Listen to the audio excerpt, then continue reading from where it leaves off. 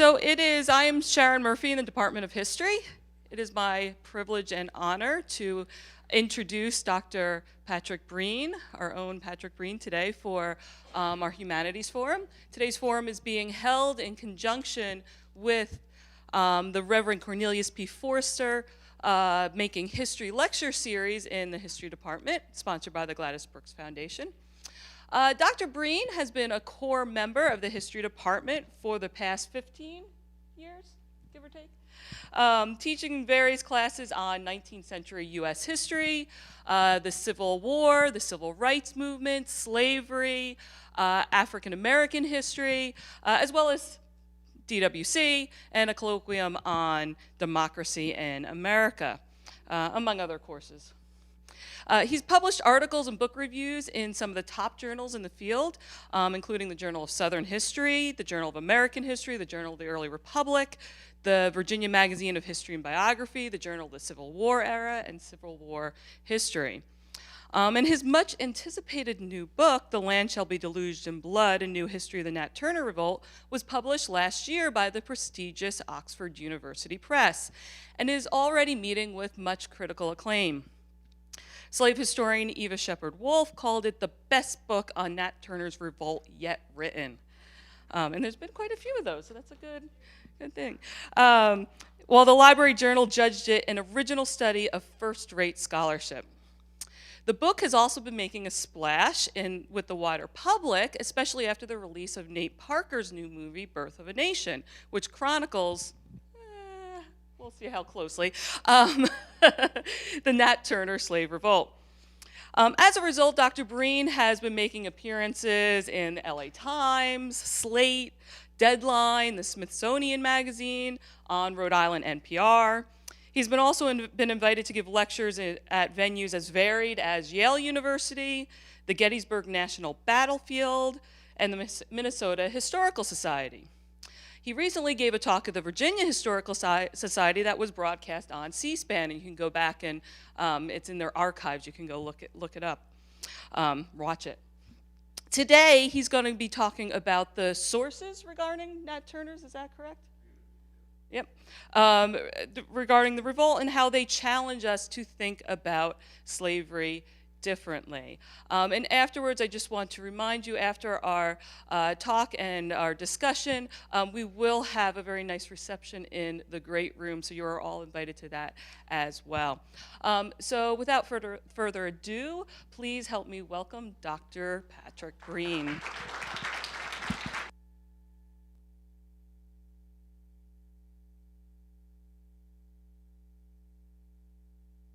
All right. Thanks to Sharon for her fulfilling her instructions exactly, which is lying in very bold ways about me. Thanks also to you all for coming out here. The Humanities Forum is a venue where people can come together and discuss ideas. And the key to that is people coming together. So Friday afternoons, this is a great event. I really want to thank you guys for coming, especially the students. Please make a pattern of it, make a habit of it. It's something that we want to have happening on campus, and we want to have venues like this. Thanks also to Raymond Hain, the director of the Humanities, director? Yeah, okay. The director of the Humanities Forum. As Professor Hain's next-door neighbor and teaching partner in Civ, I have seen more than most how much energy is put into creating this program. He brought me into the project early, and I have been incredibly pleased to see how this forum has developed, creating a place for people to come together and listen to great authors. And I just want to mention some historians like Claiborne Carson, Woody Holton, Mary Builder, Gordon Wood, and me. Good, you got the joke. Okay, yeah. People say it kills humor when you explain jokes, but anyone who's taken a comprehensive exam in history knows that group, there's one person who doesn't quite fit in. I'm taller than everyone else. I don't have a Pulitzer Prize in history like Gordon Wood, Woody Holton, or Mary Builder. I haven't been tapped by Coretta Scott King to publish the papers of Martin Luther King, but I have written a book on a famous slave revolt, and this sets me apart from many of my colleagues who have come here today, even if they've written books and articles in several books. And perhaps the way that I can make most clear how special what I'm doing is do what my 7-year-old does when he needs to say how special he is, which is to start bragging. And so now I'm going to tell all the historians how my work is completely different from theirs.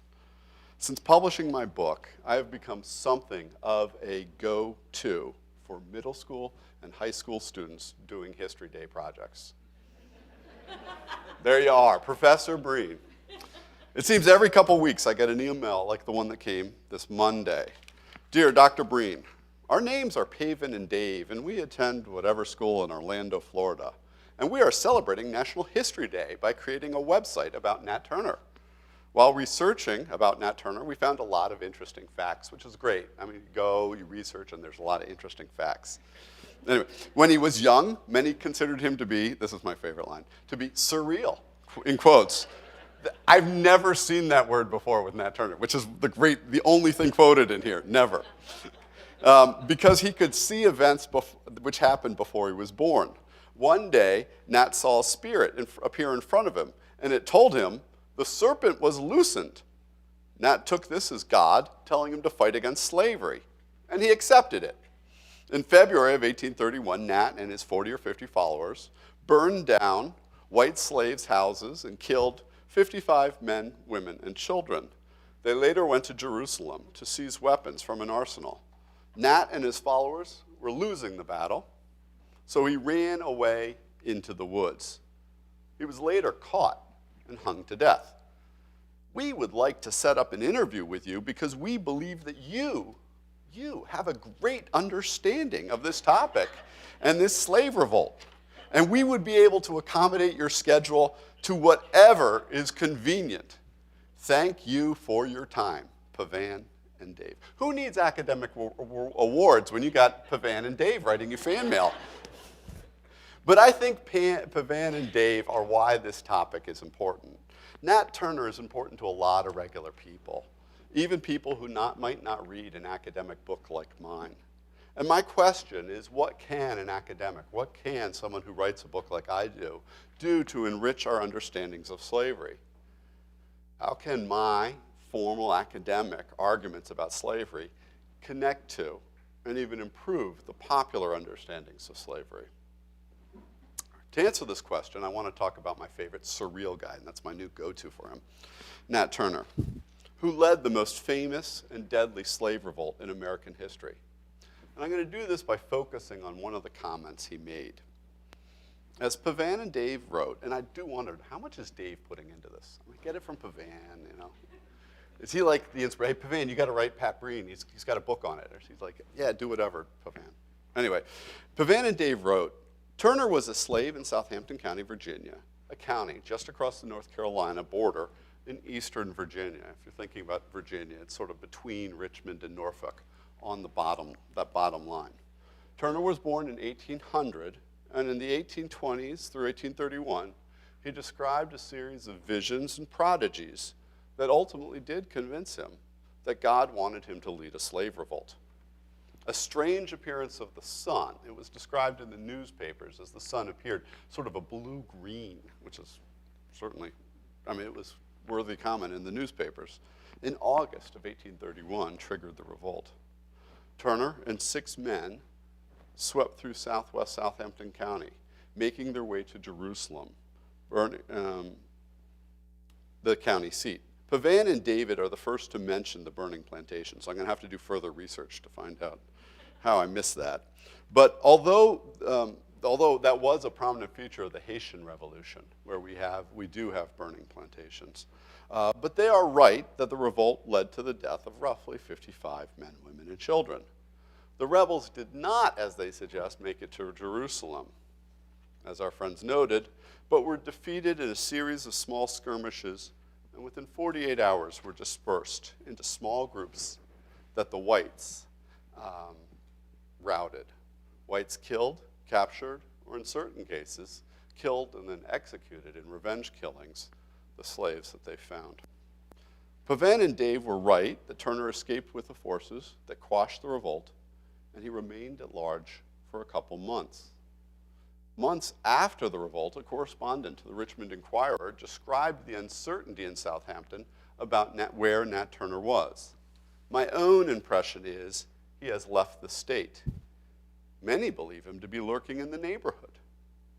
Although no one in the white community knew quite where he was, Nat Turner was actually hiding near the original site of the revolt.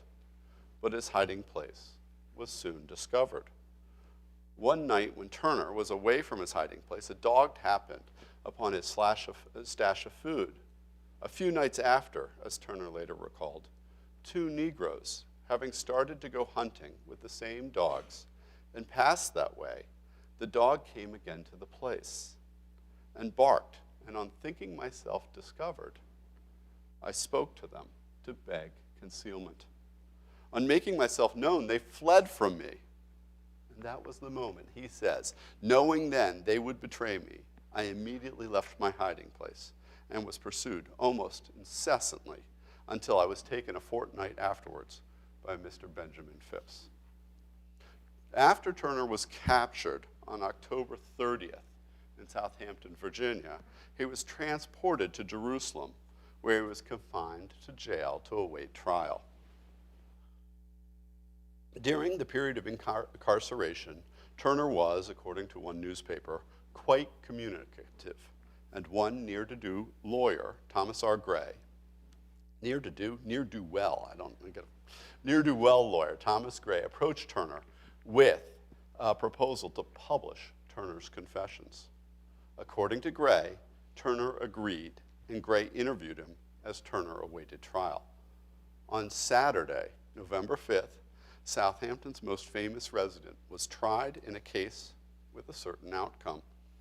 According to Gray's account of the sentencing, Jeremiah Cobb, the presiding magistrate, delivered the sentence of the court. The evidence before us, he said, leaves us not a shadow of doubt, but your hands were often imbrued in the blood of the innocent. Your own confession tells us that they were stained with the blood of a master. In your own language, quote, too indulgent. Could I stop here? Your crime would be sufficiently aggravated. But the original contriver of a plan, deep and deadly, one that can never be effected, you managed so far to put it in execution as to deprive us, many, of our most valuable citizens. And this was done when they were asleep and defenseless under circumstances shocking to humanity. And while upon this part of the subject, I cannot but call your attention to the poor, misguided wretches who have gone before you. They are not few in number. They were your bosom associates, and the blood of all cries aloud and calls upon you as the author of their misfortunes. Yes, you forced them, unprepared, from time to eternity. Borne down by this load of guilt, your only justification is you were led away by fanaticism. If this is true for my soul, I pity you. And while you have my sympathies, I am, nevertheless, called upon to pass your sentence of the court. The time between this and your execution will be necessarily very short, and your only hope must be in another world. The judgment of the court is that you be taken hence to the jail from whence you came, thence to the place of execution. And on Friday night next, between the hours of 10 and 2, be hung by the neck until you are dead, dead, dead. And may the Lord have mercy on your soul. Thomas R. Gray did not stick around the 6 days he would have needed to wait to attend Turner's execution. Instead, while Turner waited in jail, Gray went to Washington, D.C., where he presented the text to establish copyright, and then went to Baltimore, where he found a publisher for the text. This document, the Confessions of Nat Turner, is one of the most important, and I think one of the most problematic texts used by historians who study slavery. And I think that there's a single line from this text that I want to draw your attention to and explore with you this afternoon. According to Thomas R. Gray, Turner described his relationship to the man he called his master in this way. Quote, since the commencement of 1830, I have been living with Mr. Joseph Travis, who was to me a kind master, and placed the greatest confidence in me. In fact, I had no cause to complain of his treatment to me. Just think about that again. Kind master, greatest confidence, no cause to complain. And these are astounding quotes. And these phrases may even be more provocative to modern ears than they were when they were written. Calling someone a kind master strikes some today as oxymoronic as nice rapist. Just doesn't make sense. And there is something deeply unsettling about these phrases. It's my task today to help us think about how we can think about these comments. What was going on? What's behind the story where it appears Nat Turner says kind master, that Joseph Travis was his kind master. Now, to do this, I first want to start out by discussing how we think about this source. Now, there's obviously three ways we can think about this source. The first one is Turner is lying, right? Turner said it, but he didn't mean it, okay? Second possibility, Gray is lying, okay? Maybe Turner did never say it, and Gray's putting those words in his mouth. The third possibility is, of course, that Nat Turner did say it, and Thomas R. Gray recorded it reliably. I'll take those in turn. Was it a lie by Turner? Clearly, it is possible that Turner said these words or something to these effect, but did not mean them. There's nothing impossible about this. And in fact, this was a practice described by other slaves who escaped slavery and reflected on their experience in the institution. And let me give an example from an escaped slave that many of you know who discussed this very question, talking about the issue of the, quote, kind master in his narrative. Frederick Douglass, a slave also from the Chesapeake region, although Maryland, not Virginia, who was a rough contemporary, a little younger than Nat Turner, just said this in his first narrative. Slaves, when inquired as to their condition of the character of their masters, almost universally say they are contented and that their masters are kind. The slaveholders have been known to send in spies among their slaves to ascertain their feelings, their views and feelings in regard to their condition. The frequency of this had the effect to establish among the slaves the maxim that a still tongue makes a wise head. They suppress the truth rather than take the consequence of telling it, and in so doing prove themselves part of the human family. If they have anything to say of their masters, it is generally in their master's favor. And I have been frequently asked, when a slave, if I had a kind master, and I do not remember ever to have given a negative answer. Okay. So clearly some slaves did this. Am I a kind man? Yes, you are. Because if you say no, what happens? You get beaten. Okay? So could he have said this? Well, I think this is certainly something that some slaves did, but I don't think it's what Nat Turner did. And I want to give you three reasons why. First, the dynamic. The reason that Frederick Douglass says, and the reason it makes sense that most slaves would suppress the truth, is that they'd rather than lie than, quote, take the consequences of telling the truth. Again, it makes perfect sense. But this makes sense for a slave who's asked by a white man if his master feeds him enough or treats him well. And in fact, in Frederick Douglass's narrative, he tells the story of a slave who has an owner who's so rich, he doesn't recognize the slave, and the slave doesn't recognize him. He sees him out on the road one day, and he says, "How is your master?" Who's your master? And it turns out to be him. He says, "How is your master? Does he give you enough? Does he work you hard?" He's all right, but he doesn't give us enough food. And the master, hearing him complain, later goes around and finds out who he was. He says, "Well, if he's unhappy with me, I'll sell him." And so that's what he did. So it's very dangerous for people for slaves to be honest with slaveholders. But this does not apply to Nat Turner. By the time that Nat Turner is in jail, it is perfectly clear that, one, Turner's not going to be lynched, because that was a possibility before he got put in the jail. And it's as clear that Turner is going to be sentenced to die. Everyone knows that. His trial is purely show. Everyone knows what the outcome of his trial is going to be. There's no doubt. So the dynamic does not require him to lie to try to save his skin, because there's nothing he could say that would really change his fate one way or the other. Second, Turner and deference. The confessions themselves make clear that Turner was not playing the defer to the white man game. And I want to consider a couple moments, one at the trial and one when he was being interviewed by Gray. According to Gray's description of the trial, Turner at the trial, upon arraignment, completed not guilty, saying to his counsel that he did not feel so. He was not someone who was apologetic about this. Gray observed while Turner was telling him the confessions that Turner made no attempt to exculpate himself, but frankly acknowledges his full participation in all and guilt in all the guilt of the transaction.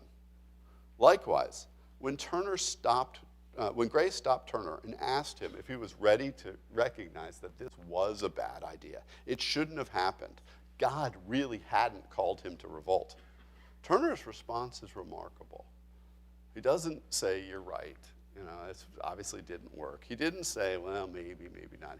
He's going in jail. We don't have a lot on this, but he's going through some spiritual crisis here, right? He thought God called him to revolt, and then the revolt fails. But it's not that deep a spiritual crisis, and he still thinks that God had called him to do this. And he didn't think the result of the revolt was necessarily proof that God hadn't called him. And his response was, I think, perfect and not deferential. When Gray asked him, do you not find yourself mistaken? Turner responded, was not Christ crucified? Turner was not simply telling the whites what they wanted to hear. Finally, was Turner being cagey? This is one that no one's really examined thoroughly. Was he hiding stuff? And I think my sense is that there are certain things he's hiding, especially my guess. I obviously don't have evidence because he's hiding it. But one of the reasons why his wife is not mentioned and his kid is not mentioned in the confessions is because I think, well, one idea is that it's dangerous. He doesn't want to associate them with this. He doesn't want them to get in trouble for what he did. But Turner was not especially cagey in the jail, and we have one episode that tells us this. When Turner was jailed, he was not alone. All the other conspirators had been tried and sentenced. Some of them had been executed. Some whose sentences were commuted were sent away, and the ones who were found not guilty were released. All the slave trials were over. But free blacks had more rights in Virginia law, and so they were being held for a formal court hearing in the spring. So there was a handful of free blacks who were assumed to be involved in the revolt, who were waiting in jail for their trial, which actually probably worked out, in my suspicion is it worked out for the free blacks. There were 4 free blacks awaiting trial, and 3 of them were eventually let off, and one was convicted. And one of the guys who was let off, we have very good evidence that he was involved in this. A great story about him. But anyway, so Turner goes to jail, and these other free blacks are there. And while in jail, and while there's a newspaper reporter who's taking this down, there was a small group, and one of the visitors asked Turner if he had done this for money. Had you gone out and done this revolt for money? When one of the visitors asked this, he denied it, and he turned, and this is the newspaper report, he turned to one of the other prisoners, a free Negro, who stands over for further trial, and said to him, money was not my object. Now, of course, I just wish I got to see the response of the free Negro. Thomas Hathcock is one of the guy's names. I wasn't doing it. How do I know that? I wasn't with you, remember? Remember, I wasn't with you at all. I don't know what you're talking about. Clearly, Nat Turner was not hiding the fact that this man had known him. And even though the question clearly revealed to the whites that this free black was somehow in on the revolt. So I don't think we're going to sit there and say Turner is lying. But that's not the objection most historians have raised. The objection most historians have raised is that it's a lie by Gray. Most historians have not suspected Turner of lying, but they have been suspicious of Thomas Gray. Was he doing what he said he was doing and really recording Turner's words carefully? At first blush, of course, this quote is exactly the quote that makes us think maybe he was putting words in Turner's mouth. Now, I have 2 reasons not to believe this, and I don't want to go into these too much, but First, the argument for this being a lie strikes me as radically speculative. One of the points that historians and others make when they look at it is they say the language doesn't sound like the language Turner would use. And one word that they pick out is enthusiasm. Enthusiasm was sort of a word that was not something that you wanted to have associated with your religion in 1830. And it's like, okay, and how do you know Nat Turner didn't want to associate enthusiasm with his religion? It's very speculative. There's also an argument that Gray did it for the money. Gray was out, he was broke, and actually as you trace his trajectory, he's going to end up, at this point, a couple weeks after the revolt, the man who writes down his confessions gets disinherited by his father. And the reason I think he gets disinherited by his father is because he's so far in debt that if his father had left him anything, there would be people who would collect all that money. So instead of giving it to his father, his son, he gave it to his granddaughter, Thomas R. Gray's daughter. So he wants money. Now, yeah, he wants money, but does this necessarily mean that it's going to change the form? Again, you could change the form if you want money, or you could not. The final one is that the word choice sounds too sophisticated. And this one, again, strikes me as very speculative. How many years of schooling did Lincoln have? One, right? But he knew his Bible, and he knew his Shakespeare, and he had a great vocabulary. Reading the Bible can do wonders for one's vocabulary. And so it's, again, a dangerous game to say that this is the kind of word a slave should be using, especially a slave who is obviously literate, obviously intelligent. Now, my own close reading of the text, focusing on things outside of this section, has convinced me that Gray was fairly reliable. He did, I believe, as he say, write this down while he interviewed him. And the reason I think this is because he interjected when he was interviewing, and he'd occasionally ask questions or make comments, and he'd put those in parentheses, which is really fortunate for us. And then later, he put something in a footnote. And the question is, why does it appear in a footnote when all the other interjections are in parentheses? And my argument is the parentheses were put in as he went along. And then when he came back to review this with Nat Turner, as he says he did, that was the moment he put this comment, and it went on the bottom of the page because there was no room in the middle. It also preserves a different perspective. Gray has a different perspective than Turner. Turner, for example, sees his learning to read as a miracle, as a sign from God. For Gray, how he learned to read was simple. It was taught by his parents. Even at the Battle of Parker's Field, they have a very different perspective.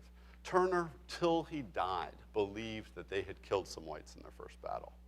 And Gray wants to make it clear that they didn't. But he didn't make it clear in a way that would silence Turner. He let Turner make his mistake, and then in parentheses, added his comments. So when I read the text, I see that it looks like something that was put together quickly, and it did preserve Turner's voice, which is exactly what the sources at the time period say. Now, of course, Gray himself says he published these confessions with little or no variation from his own words. So he knew he was supposed to be treating it verbatim, even if obviously as the author he could. But other people at the time thought the same thing.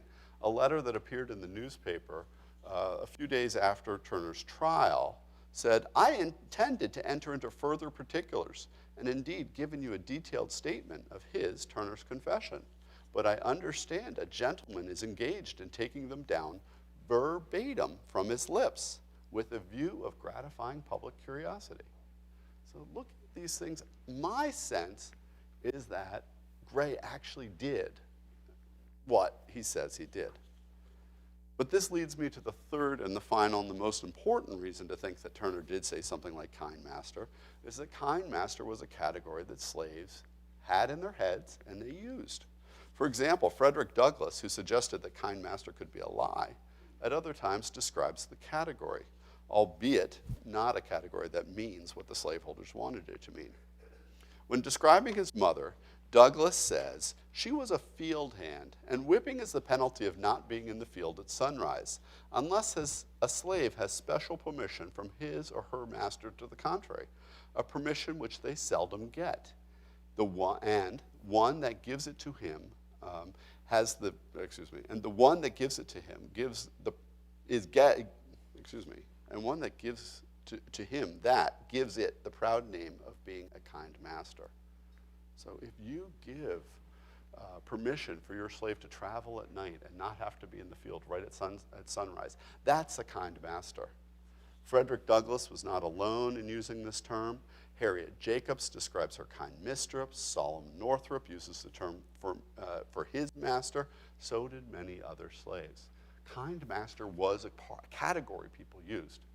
So now, in the remainder of the time, I want to talk about what it means and how it's posed a problem for popular understandings of slavery. While I think the term kind master was used to describe, Turner used this term to describe the first person that he killed, I want to talk about how the phrase can be misused and look at the historical use of kind master. The thing I think we need to be careful for is not to assume that kind master is then used to justify slavery. One of the reasons that people find the phrase so obnoxious is because these comments have been used by people to justify slavery. And academic historians like myself are not above such dreck as much as we'd like to think so. We have a terrible tradition of generalizing from such evidence. The first academic history of Nat Turner's Revolt, written by William Sidney Drury in 1900, uses similar terms. Never in the history of slavery, he contended, was there less danger to the owners, more contentment among the slaves, fewer runaways, and greater advantages, social, financial, and political, gained from this institution. Given this view of slavery, Drury obviously saw no problem with the kind owner. He saw the kind owner as the norm, and he probably knew enough to know there were sadistic owners, but he saw them as exceptional. This view of slavery as a benign institution run by good people had incredible reach beyond the academy, especially through the new media of movies. For those familiar with the old movies, think of the original Birth of a Nation or Gone with the Wind. How many of you guys have seen the original Birth of a Nation? Several. How many, the old Gone with the Wind? Okay, more. This is, again, the plantation myth. But the efforts to justify slavery by looking for kind masters did not coincide with the emergence of the Dunning School. It was one of the ways that Southerners and their allies had defended themselves from the attacks of abolitionists. And I had a student last semester write an interesting paper on anti-slavery novels that appeared in response to Uncle Tom's Cabin. This view can also be seen in the work of people like Nehemiah Adams, who traveled to the South, accompanying an invalid trying to escape a northern winter. His 1854 book, A South Side View of Slavery, describes the slaves that he finds in positive terms. So positive terms, in fact, that he's embarrassed by his work. How to say enough of the preconceived notions respecting slavery, he writes, so as to compare subsequent impressions with them, and yet not enough to give the Southern friends room to exalt and say that we all have false and exaggerated notions about slavery? That's somewhat difficult, Nehemiah Adams persists. Perhaps the most memorable comment from his trip occurred when Nehemiah Adams, who was a preacher, encountered a slave in the woods at a religious ceremony and asked him whether the slave would like to be free. Twisting the old withes of a grapevine around the ends of a rail and mending a fence, he thought a moment, turned his face to me while he had a rail, half-tied, in its place, and emphasized his words with motions of his head. He replied, each word being deliberately separated from the rest, I want to be free from my sins. That's all my burden, and if I can get that, the balance of the rest may go for me. We were in the woods alone, and I had spoken of heaven, and he feared he should never see that happy place. I spoke of pardon through Christ, and his hopes revived. He promised that he would look to Christ alone for salvation.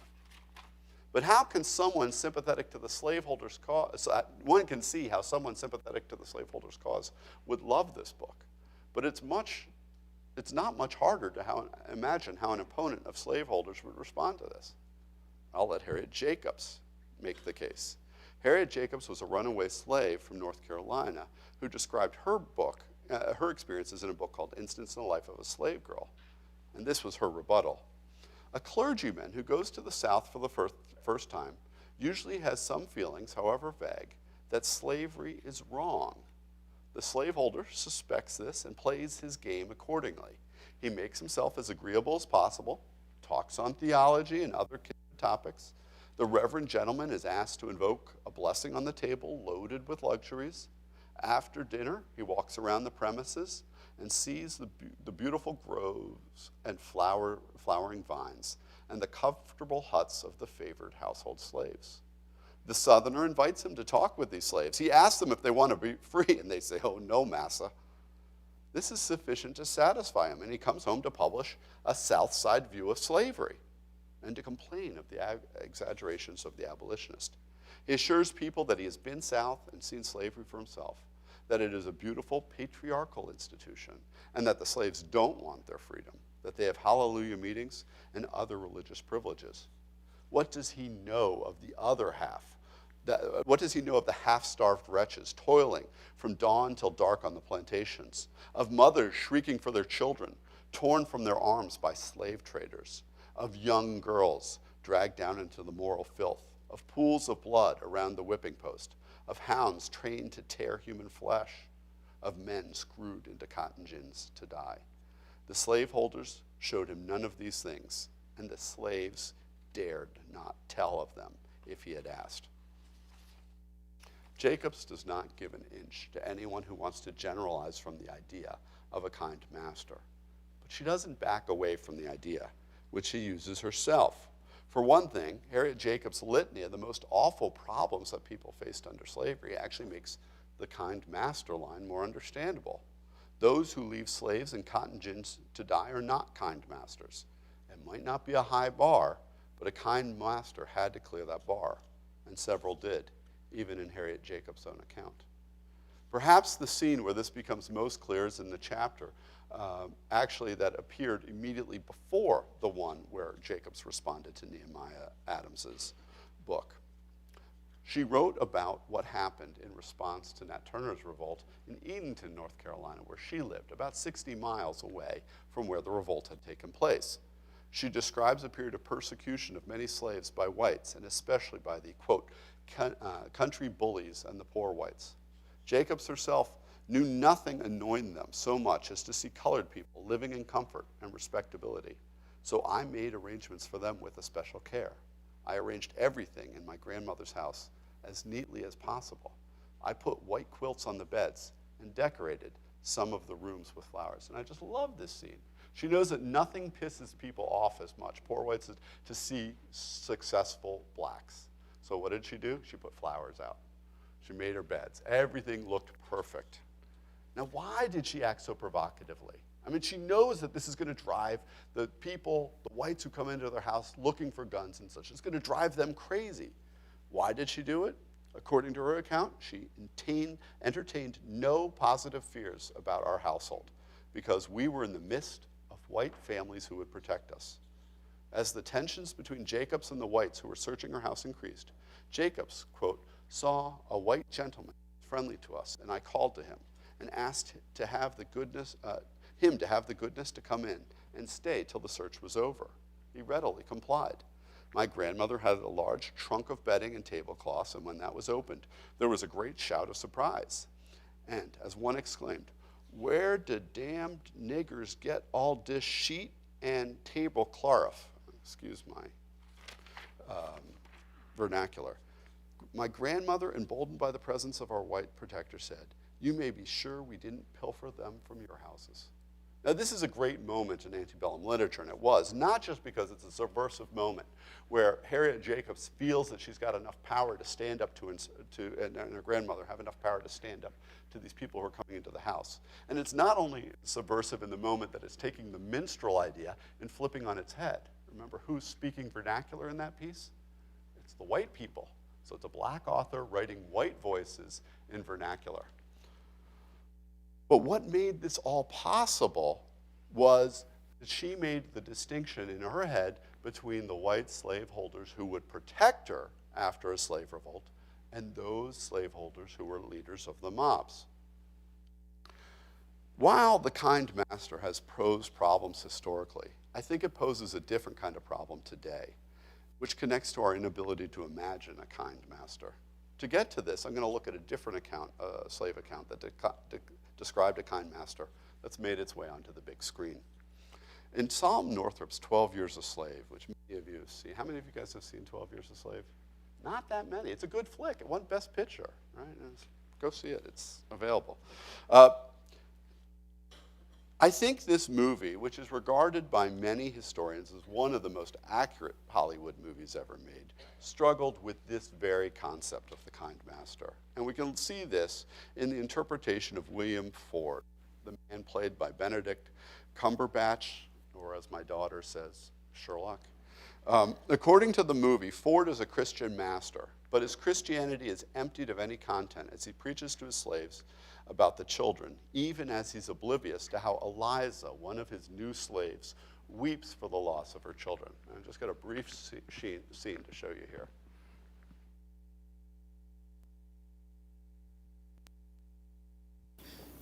You make no sounds, but will you ever let them go in your heart? They are as my flesh. Then who is distressed? Do I upset the master and the mistress? Do you care less about my loss than their well-being? Master Ford is a decent man. He is a slaver. Under the circumstances. Under the circumstances, he's a slaver.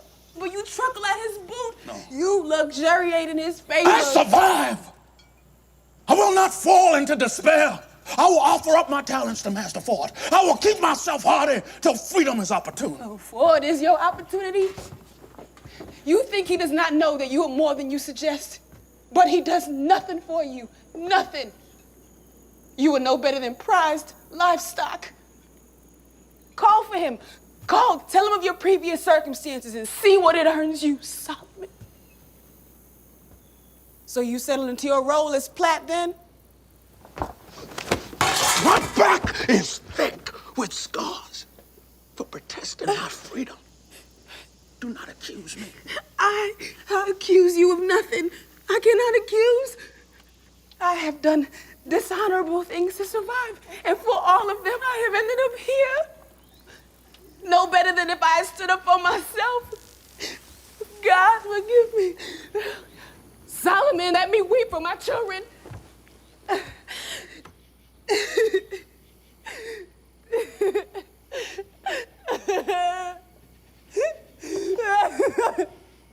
Whosoever therefore shall humble himself as this little child, the same is the greatest in the kingdom of heaven. And whoso shall receive one such little child in my name, I cannot have that receiveth kind of me. depression about. But whoso shall offend one of these little ones, it were better for him that a millstone were hanged about his neck and he were drowned in the depth of the sea. Amen.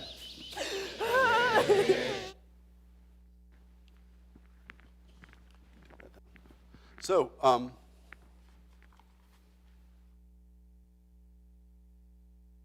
here's Ford. Ford is a man who preaches Christianity, but he's oblivious. He's preaching about the children, about how we have to be like the children. Of course, reminding Eliza of her children, which she's separated from and will never see again. He's completely oblivious, and his wife is sitting completely unsympathetic. Now, this contrasts explicitly with what Northrop says about Ford. And I'm going to read, this is from Solomon Northrop's own book. In many northern minds, perhaps, the idea of a man holding his brothers in servitude in the traffic of human flesh may seem altogether incompatible with their conceptions of a moral or religious life.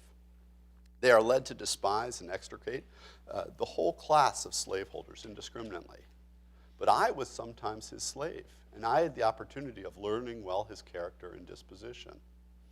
And it is but simple justice to him when I say, in my opinion, there was never a more kind, noble, candid, Christian man than William Ford. popular culture really can't get its head around this phrase, kind master. It's something that Birth of a Nation struggles with as well. This idea, how do we deal with kind master? Well, I think that we should get our heads around kind master. And we have to do it in such a way that doesn't get us to fall into the trap of trying to use kind master to justify slavery. Now, obviously, I think we can do this, although I do hesitate on one fact. In 1861, America had 4 million slaves, okay, when the Civil War started. How many slaves are in the world today? Does anyone know the estimates? 30 million are the ones I hear, but it's certainly a range, so 20 would be. There's a lot of slaves in the world today.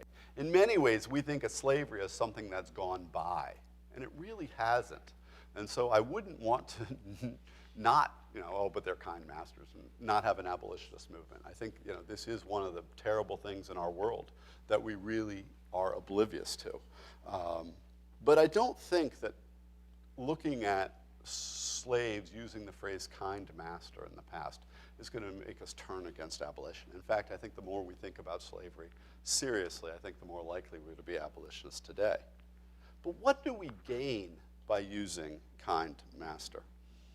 And I think that there's 3 brief things, and then we'll open it up. First, I think we have a renewed appreciation for the view of the people who are enslaved. Steve McQueen, the director, who plays Eliza's crying over Master Ford's sermon, essentially silences Northrop's judgment of his master. He called him the best Christian he knew. He knew it. This was an informed statement made by Solomon Northrop. But that goes away. We can't have that. And that's an important thing. It's especially important, I think, with Nat Turner. One of the ways I think Birth of a Nation struggles is it makes the story of Nat Turner something of a revenge story. Okay? It's a story about how Nat Turner is taking revenge against the rape of his wife and his best friend's wife. Okay? And that's certainly understandable. But I think when Nat Turner is saying, I had a kind master, he's challenging us, his readers, Thomas Gray and everyone else, to think about this slave revolt as more than just a response to a signal indignity. I think he's trying to say it's a bigger thing. I think, again, we're silencing him by saying it's a response to a specific indignity. He's attacking the system of slavery itself. Second, I think that there's a lack of real understanding of what slavery is like because of the way we misunderstand the past, not accepting things like kind master. For example, Birth of a Nation, the recent movie about the Nat Turner Revolt, is essentially the same as Django Unchained, in presuming that the entire black community, in each movie there's one Uncle Tom accepted, understands that the revolters are right. But in part, because slaves have this concept of kind masters, slaves are really divided about the revolt. Slave resistance is a lot harder than people understand. If everyone understands that slavery is wrong and it should be fought at every moment, which is sort of how we want to think about slavery, I don't think we really get into the experience of slaves who lived in slavery. The kind master created something that was very popular in academic circles 30 or 40 years ago, and isn't as popular today, certainly not in slave studies, which is what I work on, the idea of false consciousness. It's a Marxian idea. But there's an idea that slaves really understand what they should do. But if you look at the responses to Nat Turner's revolt, there's a lot of confusion, and there's a lot of people divided. The free black, who I mentioned earlier, Thomas Haycock, some people came in and said, there's a slave revolt going on and we're supposed to join. What should we do? He said, you're supposed to join. Go join. And then he said, well, actually, wait a second. He turns to his wife and basically says, and this is how I'm interpreting it, get me a sandwich. I'm going with them. And his wife turns to him and goes, are you insane? Don't do it. You're going to die. And so here there's deep divisions in the black community as they're trying to figure out, are we supposed to do this? And unless we start moving to a more nuanced understanding of the black community, we'll never understand, I think, really the power of slavery. Finally, the lessons of the past.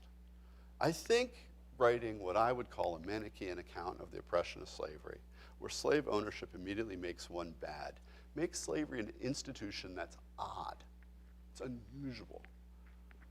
I mean, today, I don't think we think, whatever the problems are in the world, and I think that there's a way in which we've become more polarized in the last 5 or 10 or 15, 20 years, and so it's less and less true. But there's a way in which we don't see people on the other side as bad, which makes it very hard to take the lessons from slavery to our world. If you want to argue, for example, that the Black Lives Matter movement has connections to slavery, and I believe it really does.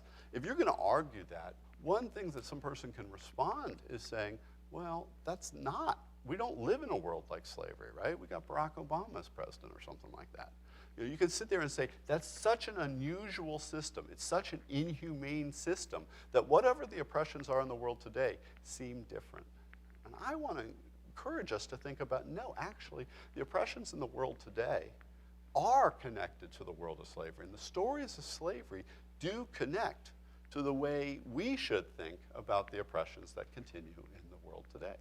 It's a little messier than creating cartoon versions of history or creating cartoon versions of your opponents, which I think is happening more and more in the public discourse today.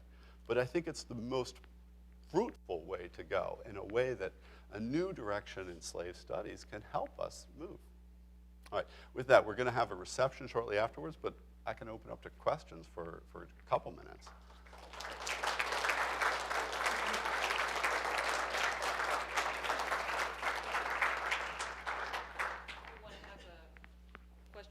I assume, right? You're not Student on. questions, if possible, first. You're not on. What's that? Yeah, I just put it on. So are there any students that we can start with? Great way to impress your professors.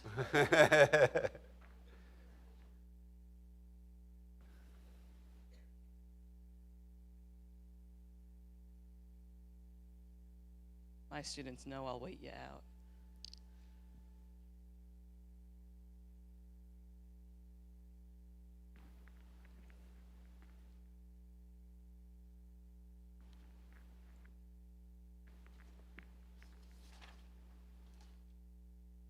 I'm gonna come back to you.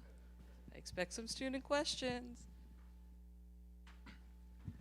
Well, I'm not enrolled here, but I'm a lifelong student. It's a good kind. Getting back to Gray, Right. I'm thinking about either his motivation or even literary ability to reframe what Turner said. It seems like is going to come up with a more sellable product by contriving it versus accurately reporting it. I think the time frame of Gray is really important. Turner makes his way arrives in in Jerusalem on October 31st, and he meets with Gray for the first time on November 1st or November 2nd. This is a Monday or Tuesday. Gray, I believe, and says has this thing written by Thursday. So it's written really quickly. And he claims that it is read at the trials on Saturday. Okay, so he arrives in town Sunday night. It's being read at the trials on Saturday. And I'm not sure of that, but I think that's probably right. So it's a really, really quick job.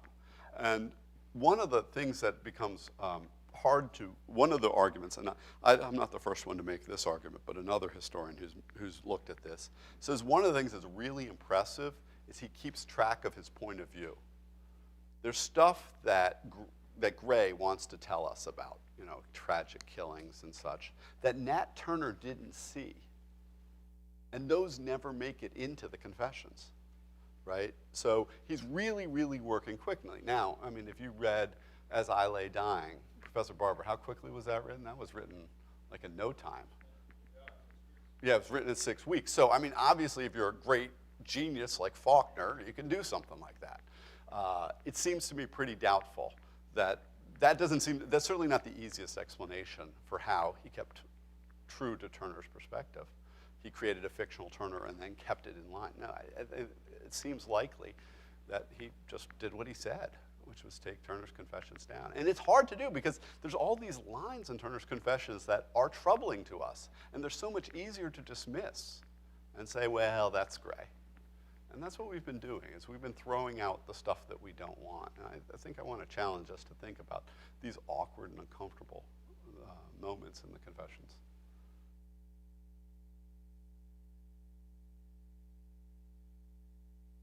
Here you go, Phil.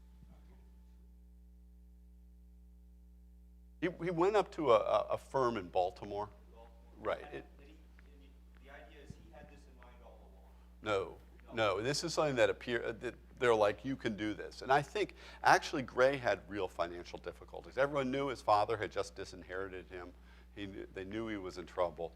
And so I don't know this, but my suspicion is they sort of threw it to him and said, maybe you can make some money doing this. You know, you take it down, you take it up.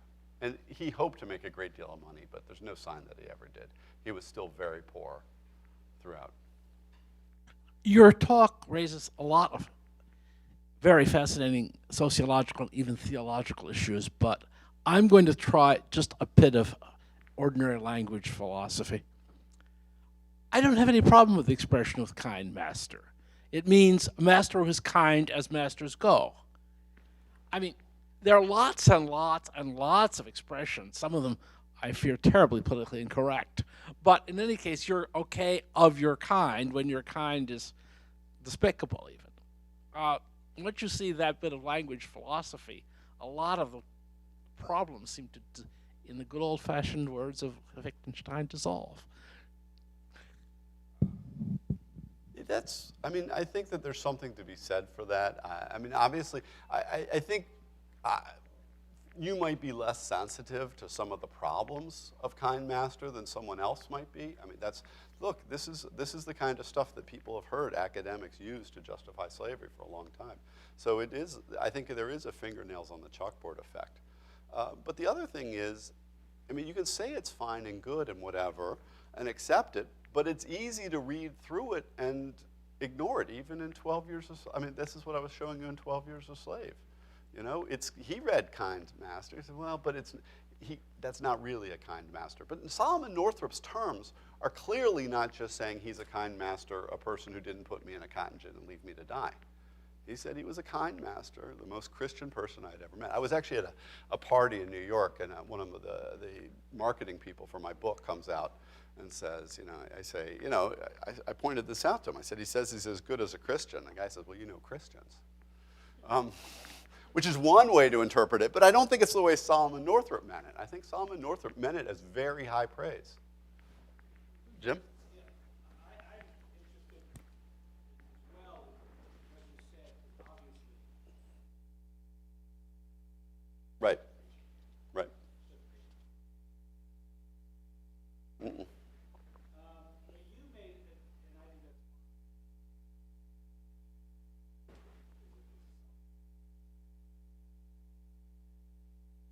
that's something slightly different, which or very,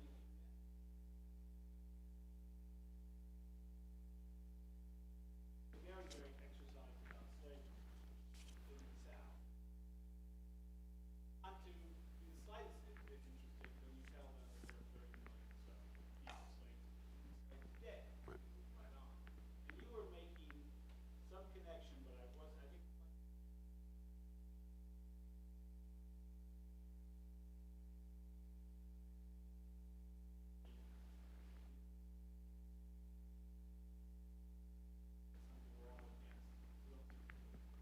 Okay.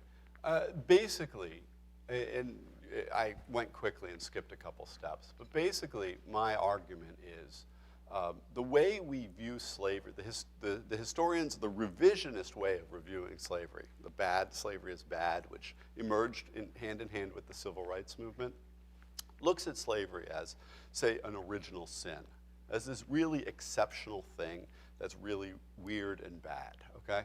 And that was really useful in 1965, because what was the thing they were arguing against? a really unusual, weird, odd, and bad system of segregation, right?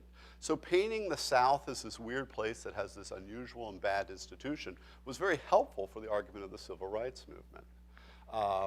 I think that sort of, I don't think that the targets that we're thinking about today, the issues in front of us today, are bad in the same sort of, they're not sort of, we can't make them weird in the same sort of way. Whatever you think the problem is, if you think it's global warming, or if you think it's the meat producers, or if you think it's war, or if you think it's capitalism, whatever you think it is, think of poverty, all these different issues out there. If you make them, they don't seem exceptional in the same way, and they can't be made as unusual and as peculiar. And if slavery is a peculiar institution, which is another term from the scholarship of the age, then it's really hard to sort of see how it applies to our lives. I mean, when you sit there and you meet these people who are doing these things, we don't immediately think, wow, these people are so different and so bad. I mean, at least I hope that's not what you think when you meet these people. And I think that one of the things that we're doing wrong in society right now is moving into a sort of cartoonish understanding of our opponents, and partly because of the way we portray each other on the left and on the right. The next question will be from students, so you guys have been warned. No, after yours. Good. I'm putting them Excellent. on the spot. Good. So, I definitely agree with, the point that you make about, right, not taking these historical, I want to say historical evils. I don't want to let go of that. Right. But treating them as exceptional in a way that prevents us from connecting them to problems that we might be facing now.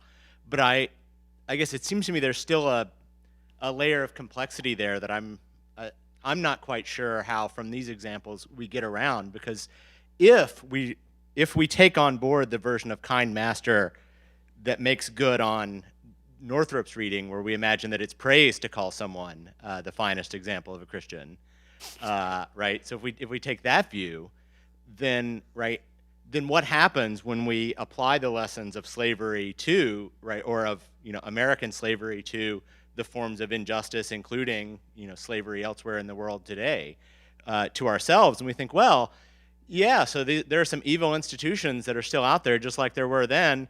But just like Northrop's master, I can be a perfectly good person, despite as long as in my sort of personal relations, I'm good enough by the sort of prevailing standards, and I'm not one of the worst people. I can be a perfectly good person then. And it looks like if that's the lesson we lose, then we have this institutional critique, but I think we've lost something about thinking about individual responsibility for being part of those institutions. Yeah, no, you're right. We need to think, I guess one of the things, there's a sense in which there's a desire to make, Jim brought up the Holocaust, and the Holocaust and slavery are the sort of the two examples that we all get to agree are bad, which is great. But the problem is we don't agree, everyone else doesn't agree about any of the issues in front of us today is bad. And that's one of the problems. And so I want to sort of try to return that. That doesn't mean that you don't take a side on slavery. And it doesn't mean that Solomon Northrop thinks, well, slavery is a great system. That's not his point. But his point is he understands the way he looks at his master. He's open to a different understanding of his master than we have. And I think that understanding of the master is needed to understand slavery, and it's needed to make slavery relevant today. I think because we don't have these systems where everyone agrees that institution is really so terrible and awful, and anyone who's associated with it is just horrible person or something like that. That's not the example. That's not the analogy that really fits to today. And what we always want to do is we want to sit there and take slavery and make something today like slavery. And I think that's the wrong way to go, because we're trying to in our minds we're trying to make it into a not sophisticated issue. And most of the issues that we're debating are sophisticated, and we have to recognize that. Yeah. All right, there we go. So I'm very interested in the whole belief that Nat Turner had that he was called by God to start this revolt, and that he held that belief to the very end. He told Gray, correct, that he still believed. So do you think that at his death, Nat Turner was content with the revolt? Was it really a failure in his eyes? What's the legacy of the revolt? Yeah, he knew, this is one of the things I think that's clear, is he understood that the revolt, he wasn't crazy. He knew the revolt was likely to fail. He actually, I think, one of the things I try to argue in my book is that he had a clear understanding of the dynamics of the black community. He wasn't surprised that the black community didn't rise. I mean, they were originally scheduled to begin the revolt on July 4th, right? Great day to begin a revolt. But they said, he got worried and he got sick. And the reason he was worried is because they couldn't come up with any plan that sounded even plausible. Their ultimate plan was far-fetched and likely to fail, and they all knew that. They all knew that. When Will comes up, he says, "Are you ready to join us? Are you ready to fight for freedom?" He goes, "Yeah." "And are you ready to die?" "Yeah." "Well, then you're okay, because that's what we're doing. We're probably going to die." And so he didn't know how this was part of God's plan, but he believed it was part of God's plan. And so, Jesus gets crucified. So he sees it like that. Just because you're doing something that God wants you to do doesn't mean that every day is going to be Palm Sunday and you're going to go into Jerusalem and everyone's going to praise you. And he didn't really think that that was likely to be the outcome, because I don't think, and this is one of the things that a lot of the old historiography tries to paint him as somewhat crazy. And his decisions make sense given his premises.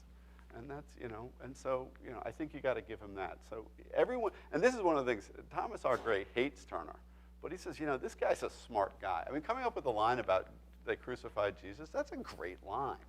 He just understands. He sees it a certain way.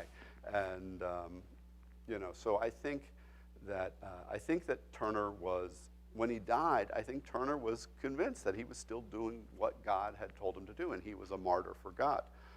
When he went to his death, there are only 2 reports of what happened, but both accounts say that he died without complaint, and that in one of the accounts, he hurried the executioner onto his duty. He was not afraid to die. He was not scared. He was not, and that would have been clearly something the whites would have said, if he had been sorry, if he had been trying to get out of it and begging for, that, but that didn't happen. Yes? They say, "Judge not, lest you be judged." All we can see is what the evidence is, and so there's a lot of things that we don't know. But I certainly approach him when I write as a person who's trying to be serious. I don't want to dismiss him as, on the terms that he's laid out for himself. So I treat him. He claims to be a serious Christian. I treat him as such. How do you judge? I have no idea, and I don't want to. That's not a historian's job. In the back. Yeah. That's the estimate. Yeah. This is one of the things. The face of slavery's changed, and a lot of slavery is in third world places. A lot of slavery is it's more female and more sex slave. I mean, that's where sex slaves. That's where slavery is today. But the estimates I've read, and these are just estimates. It's in the tens of millions. It's 30 million is the estimate. That's a lot of slaves. That's a lot of slaves. Sophia. Thank you for a really great talk. I have a question. I agree about the fact that trying to map on the historical institution of slavery to contemporary slavery is quite difficult because it does look very different.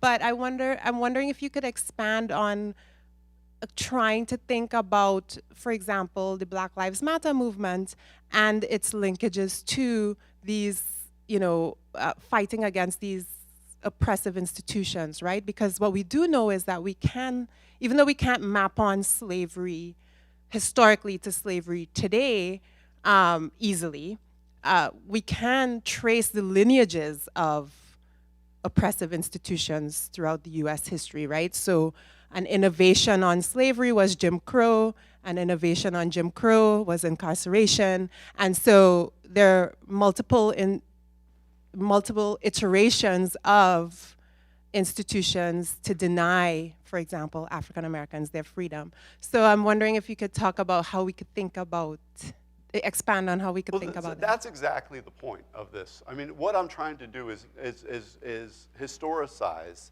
slavery, right? And one of my points is not that this, whatever happened, you know, Travis was a great master, or whatever, good, kind master. That meant all the other guys are great. I mean, slavery is different in Southampton than it is in Mississippi. And it's different in New England than it is in Virginia. I mean, and it's different in the 18th century than it is in the 19th century. There are these changes. So we think of slavery as this institution, and I think the way that you think about it, as there's sort of this racism and these oppressions that are transforming themselves in different ways, into new forms of slavery, or into different forms of oppression that are no longer called slavery, but seem awful. I mean, one of the things that I certainly try to emphasize in my African American history class is, you know, I don't, you know, is the lynching state. You know, that you know, from 1880 to 1920 or 1930, we're looking at something like 3 blacks being lynched a week in this country. It's insane. It's insane. Well, why was it? That was a new way to enforce political control. Okay? They didn't have to lynch their slaves. I mean, they occasionally did something that would look like a lynching, but not very much because slaves were too profitable. You didn't want to lynch your slaves. You wanted to avoid that as much as possible. So there's ways in which there's always these transformations of oppression and that take place. And I think that the other problem is, if you see slavery as sort of this uniquely bad institution, then you make a movie like Spielberg made, which is Lincoln. Remember Lincoln won and everything's good. You know, because we killed that bad institution. But if you see slavery as being different forms of oppression happening in different ways with different kinds of people, and it's worse or better, then it's easy to see how we have this morphing continue, even the same morphing continuing even after the end of slavery. So, all right. Well, I think I want to thank you all for coming and invite you to the reception that we're going to have in the Great Hall. So, thanks again.